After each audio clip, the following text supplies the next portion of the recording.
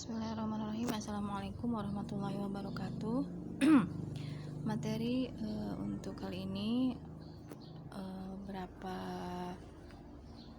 pekan ke depan dalam 2 bulan itu tentang mitigasi bencana kebakaran.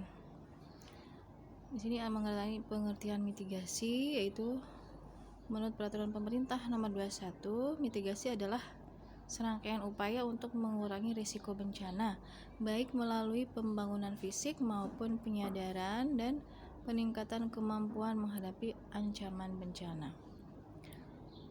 Nah, ini juga ada pengertian bencana itu sendiri ya, menurut peraturan pemerintah.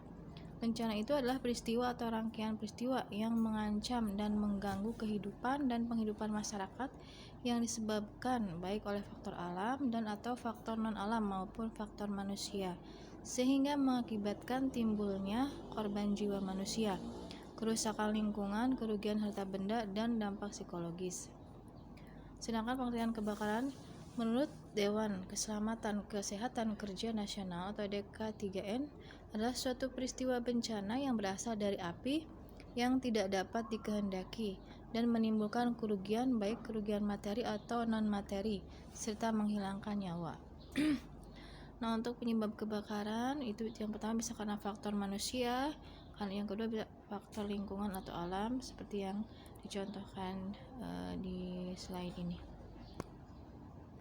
Nah, untuk banyak sekali kejadian kebakaran yang disebabkan oleh karena arus listrik sini ya, dimana arus listrik itu aliran yang terjadi akibat jumlah muatan listrik yang mengalir dari satu titik ke titik lain dalam suatu rangkaian tiap satuan waktu. Nah, ini kaitan dengan arus listrik, ada arus listrik searah dan arus listrik bolak-balik. Besarnya arus listrik itu I itu sama dengan banyaknya muatan Q dibagi T atau waktu yang diperlukan. Dalam hal kelistrikan ini berlaku hukum Ohm ya, di mana menyatakan hubungan antara tegangan, kuat arus, dan hambatan listrik. Arus listrik yang disebabkan oleh aliran muatan listrik itu dapat menghasilkan energi, dan energinya bisa cukup besar juga dari energi listrik ini. Kemudian juga memiliki daya listrik, yaitu besarnya energi listrik terhadap waktu. Nah, arus listrik ini ketika terjadi korsleting itulah yang akan menyebabkan terjadinya kebakaran. Apa itu korsleting? Jadi korsleting itu adalah hubungan singkat ya yang terjadi karena terhubungnya kutub positif dengan kutub negatif tanpa ada hambatan atau beban. Hubungan singkat ini menyebabkan hambatan mendekati nol sehingga arusnya akan sangat-sangat besar dan menimbulkan energi juga yang sangat-sangat besar sehingga menimbulkan panas yang sangat besar dan bisa membakar isolasi dari kabel dan juga bisa merambat panasnya atau apinya ini sehingga timbullah kebakaran yang tadinya kecil bisa menjadi besar. Nah, ini juga melibatkan konsep perpindahan kalor, di mana ada 3 jenis bentuk perpindahan kalor, ada konduksi, konveksi, dan radiasi. Untuk proses pembakaran itu sendiri merupakan reaksi kimia ya, terjadi perubahan energi yang berkaitan dengan reaksi kimia. Hampir semua reaksi kimia itu menyerap atau menghasilkan energi, umumnya yang dalam bentuk kalor atau panas. Kalor adalah perpindahan energi termal antara dua benda yang suhunya berbeda. Dalam reaksi kimia itu ada 2 jenis, yaitu reaksi eksoterm, yaitu kalor yang dihasilkan oleh suatu proses pembakaran dipindahkan dari sistem ke lingkungannya. Yang kedua ada reaksi endoterm, yaitu reaksi yang menyerap kalor atau terjadi perpindahan kalor dari lingkungan ke sistem. Nah, untuk proses pembakaran itu adalah termasuk jenis reaksi eksoterm. Pada pembakaran merupakan proses reaksi oksidasi yang sangat cepat antara bahan bakar dan oksidator dengan menimbulkan panas atau nyala dan panas. Unsur-unsur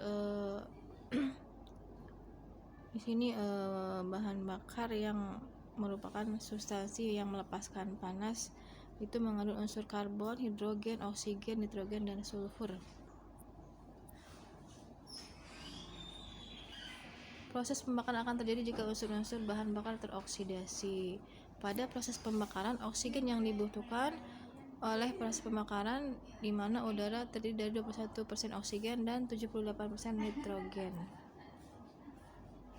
Nah, ini persamaan reaksi pembakaran melibatkan oksigen nanti menghasilkan CO2 dan H2O.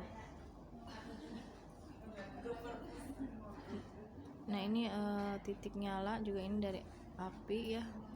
Untuk api itu ada teori segitiga dan tetrahedron api, di mana ada 3 elemen ya. Segitiga api itu ya bahan bakar, panas, dan oksigen. Kemudian menurut tetrahedron api ada 4 elemen sumber panas, itu bahan bakar, panas, oksigen, reaksi kimia berantai ya. Fungsi 4 elemen dalam proses pembakaran. Oksigen itu berfungsi mempertahankan pembakaran.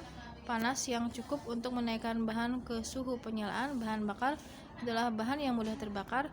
Dan reaksi berantai kimia eksoterik dalam bahan bakar. Nah, ini ada teori cara memadamkan api, bisa dipelajari. Kemudian tentang bahan bakar jenis-jenisnya, ada yang berbentuk zat padat, zat cair, dan zat gas. Kemudian sumber panas itu juga banyak, ada dari faktor alam, energi panas listrik, panas mekanis, panas kimia, panas nuklir, dan panas matahari.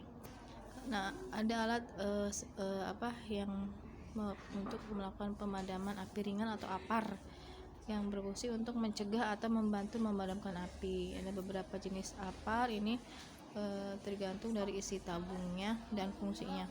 Nah, cara penggunaan APAR juga ada 4 jenis, itu yang kelas A gitu ya, kebakaran yang terjadi pada benda padat kecuali logam. Kelas B pada benda cair atau gas. Kelas C pada peralatan listrik bertegangan. Kemudian kelas D itu pada bahan logam. Nah, seperti itu tentang pemaparan materi mitigasi bencana kebakaran. Sekian, assalamualaikum warahmatullahi wabarakatuh.